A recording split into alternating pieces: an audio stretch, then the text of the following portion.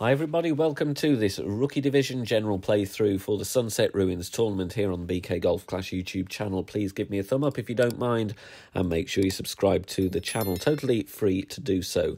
General wind directions shown here, these will not be indicative of the tournament winds you will face, however they will give you an idea of how best to approach the holes on this course. We are playing a full 9 of the Sierra Plateau, and as always on the channel here for rookie content, I'm using true rookie level clubs. If you're playing pro and expert, check out that general playthrough as well, that is on the channel homepage.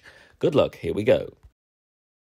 On this par 4, I'm going to suggest you play down the left-hand side because it gives you a shorter and slightly easier approach. But obviously if you don't fancy that, then you can play on the right-hand side instead. But you will have a long iron to the green rather than a short iron. For top spin, 1 bar side spin to the left. We don't need a high power ball here really. A navigator is fine in this wind angle. But if having more crosswind or headwind, then you might want to go with a power 2 or power 3 ball. Playing with the extra mile, and we're going to adjust max distance, 10% elevation. Going with a little bit of curl to the left just to counter the wind push, which is going to take us, of course, to the right according to the wind arrow. And hit perfect. Very important to get a perfect ball away here. Fairways are a little bit narrow, so just concentrate on hitting perfect. And we're getting this one towards the end of the fairway, around 345 yards. For the second shot, I'm going to play this one according to where I am with my club distance. You can see I'm finding the max line there and then finding the minimum distance line.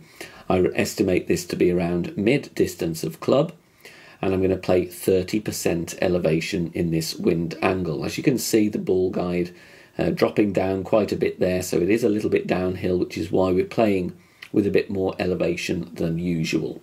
No spin, aim at the pin, but of course leave the ball guide slightly short because we haven't got a full ball guide with this thorn level with Rookie Division. And you can have rollout that isn't shown, so make sure you are leaving the ball guide short of pin, especially if you've got a little bit of tailwind. Mid plus 30 here, just missing to the right, but a very good speed for an attempt at the eagle.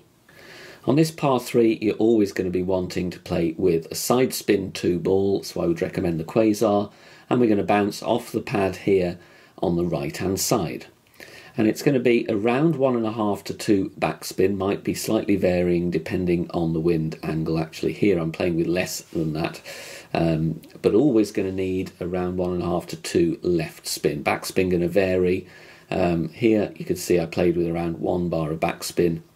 More tailwind I go nearer to 2, and more headwind you would probably not need any backspin at all. Aim at the pin as best you can. There is a very small sticky spot there which we want to try and land in with our second bounce, and the adjustment is mid plus 20. Of course the difficult thing is with rookie especially is lining up because you don't have a full ball guide, but this shot should work nicely in all wind angles. Just missing on the right side there for the hole-in-one, but a very, very nice speed with mid plus 20. On this par 5, the general play is going to be down the long fairway on the right. There are more aggressive shots to the middle, but in most wind angles, the right side will be the general play for rookies. We're going with a katana for the side spin, 4.5 top spin, 3 bars of right spin, and then here you've got, after the drive, you will have 2 options that you can choose from for your second shot. I'll talk you through them. In the end, I just go with one of them though. The adjustment on the drive, max plus 10. If you have headwind, then I would recommend you go with a power 3 ball so that you're not needing to overpower this shot and reduce the risk of hitting a great ball, because as on other holes with this course, fairways are a little bit narrow.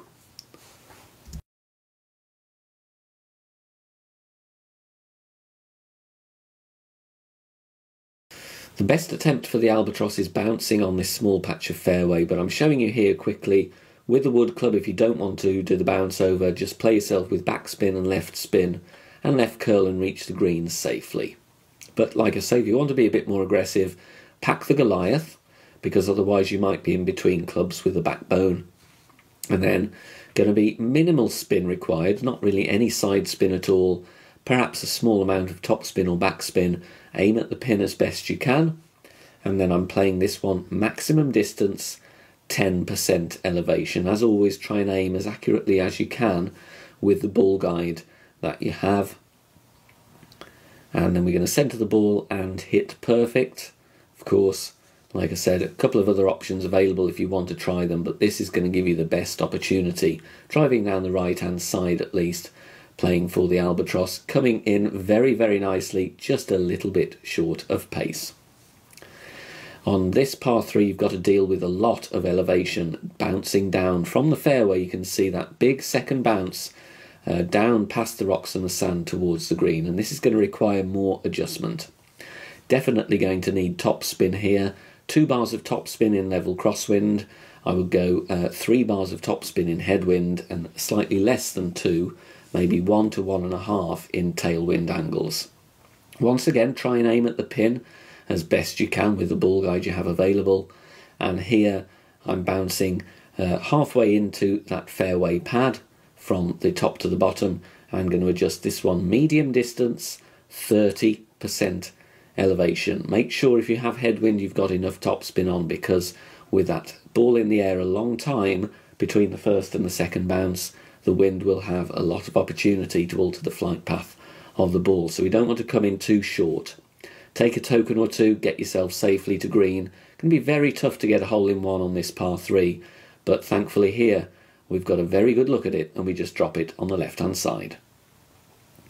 Plenty of trees to contend with here, but still a very, very safe route through them. I would suggest playing here on this kind of right-hand half of the left-hand fairway with a katana, because you'll need the side spin. Definitely going to need 3 right spin, and then not too much top spin, because you don't want to overshoot, and you want to give yourself room on the fairway. So I'm just going with the yellow ring touching the rough on the right, adjusting medium distance, 10% elevation, and playing with half a ball of curl.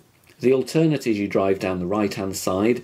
It is a straighter drive, doesn't need any curl, but is still a narrow fairway, and you've got to hit perfect. The disadvantage with the right-hand side is your approach shot is a bit further away, and it is slightly uphill. From the left-hand side here, though, playing true club distance, 0 elevation. You can see there is a glitchy ball guide, though, so make sure you avoid any glitch spots.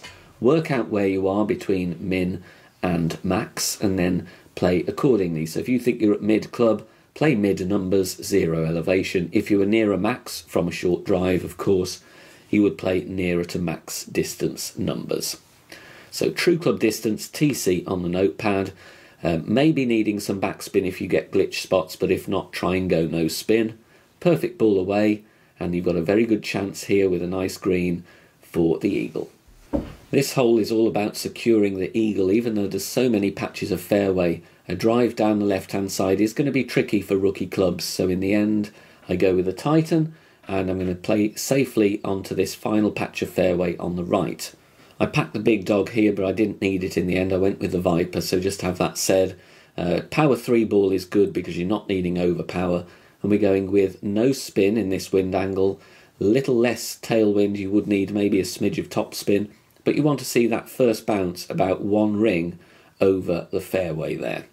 In headwind, I would recommend you play with a Kingmaker. Try and reach over there if you can. If you want to lay up before that patch of fairway, though, then in that case you would need the big dog to get to the green in 2. Perfect ball away, max plus 10 is the adjustment here, and we just want to play a very safe bounce over, clearing the rough nicely and not threatening the end, but we are approaching the end of the fairway around 325 yards. With our second shot, we can play with the Viper or whatever wood club gives you plenty of backspin. Here I go with 3.5 backspin, 2 left spin. Set yourself up away from the rough. We don't want to risk the rough with a great left. The idea here is just to play a safe curl shot and control the ball onto the green so that we're putting for the eagle. Mid distance, 0 elevation, as this one is quite a flat shot, as you can see there. And then here I'm going with almost 1 ball of curl to the left. So choose the wood club that gives you the backspin and the curl. We're not too worried about distance, because here I was setting up at mid with a power 3 ball, but we're getting it safely onto the green and securing the eagle with a nice short to mid-range putt. Here on this par 3 I like to play a no movement target, so I just leave the target where it is first and then add spin according to the wind angle I've got. Here I'm going with 2.8 backspin and half a bar of right spin. Going with a navigator, this green, as you can see, slopes downhill from the fairway right to the back of the green. If you come in too hot, you will roll over the rocks and into the water. Mid plus 20 here, only move your target when it is time to make your adjustment, because the game very, very nicely loads the target smack bang in the middle of that fairway pad. So mid plus 20, this is all about getting the backspin correct. In tailwind you will need 3 to 4 bars of backspin, so choose a long iron that gives you that amount of backspin. Even if it's a low level Grim Reaper, you've still got a better chance than a long iron with only 1 bar of backspin. So make sure you got enough backspin here. Mid plus 20, in for the hole in one. This par 4 is going to be drivable if you want to play aggressively. Of course, you don't have to do this, but if you've got the wind angle for it, it is worth a go. With a berserker, 4.5 top spin, 2 left spin, stretching out, only at max rest, not stretching out, but make sure I'm at max, pointing down the middle of the fairway. The problem here is if you are too far to the right, the fairway slopes down to the right and will roll you off into the rough. Max plus 10, power 5. If you haven't got the wind angle or desire to play aggressively, then you just play a safe shot over the rough and down the fairway and leave yourself with a short iron approach. Going with a little bit of overpower and half a ball of curl to the left. This is important to take a token though if you want to play aggressive shots like this. Try and get something dialed in or tweak and get a feel for how the shot plays. Because like I said, we've got to play a very narrow line, just missing the edge of the water, but staying on the fairway can leave you an easy wedge for the eagle. On to the final par 5, and I would advise you go with a Kingmaker here. 3.2 top spin and 3 right spin. And we have level crosswind here, but we're only at mid distance of club, so even in headwind you can use more topspin and still adjust without needing any overpower. Aiming level with the end sign on the right hand side, and we're going to adjust mid plus 10, and the idea is just to bounce over the rough and lay up towards the end of the second fairway so we can play a shot with our wood club to get safely onto the green. So mid plus 10, a little bit of curl to the right as the wind is going to push us right to left in this crosswind angle, hitting perfect, and we're going to bounce over very comfortably. Once on that fairway, then on the next fairway, and we're rolling towards the end of it without risking the rough. Drive distance of around 300 yards. Second shot with the drive at that distance, you can play with the big dog directly over the rough. So we're going to go with around 3 backspin and always 3 left spin. And the idea here is to set up at max and then just get ourselves safely onto the green. If you're a little bit short and you've got tailwind, you can of course stretch out, adjust and then push back up the rings you needed to get that landing point on the fairway. In headwind angles you may need to land before the fairway that we're aiming on here and modify your spin and bounce over the rough to the green area instead to leave a wedge. Max plus 0, half a ball of curl to the left and hit perfect, not risking the trees and we're not risking the rough, bouncing nicely on the fairway onto the green. You might be lucky with an albatross, but if not, a very short putt for your eagle on this par 5. Thanks very much for watching this video here on the channel. If it has helped you in any way, please consider sharing it amongst your friends and clanmates in the game.